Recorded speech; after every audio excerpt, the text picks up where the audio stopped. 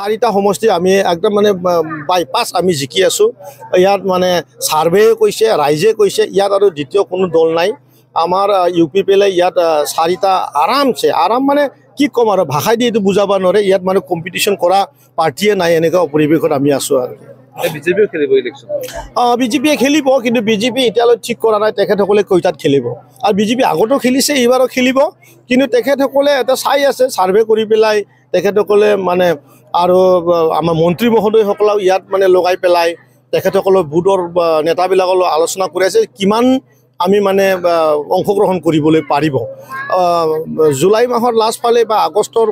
তেখেতসকলে 15 আগষ্টৰ আগতে এই ঘোষণাটো কৰিব যে কিমানত মানে তেখেতসকলে খেলিব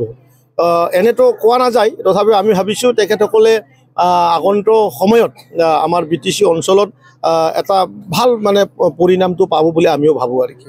মাজে মাজে শুনা যায় আপোনাৰ অসমৰ মুখ্যমন্ত্ৰীৰ লগত সম্পৰ্ক ভাল এইটো মই সেইটো বুলি কেনেকৈ শুনে মই নাজানো কিন্তু যিহেতু মই BTRৰ EM হয় গতিকে কোনোবা সময়ত তেখেতৰ মৰমৰ প্ৰতি আছে আৰু ময়ো মামা বুলিও কওঁ মই আৰু তেখেতৰ যোনটো কাম কৰা যোনটো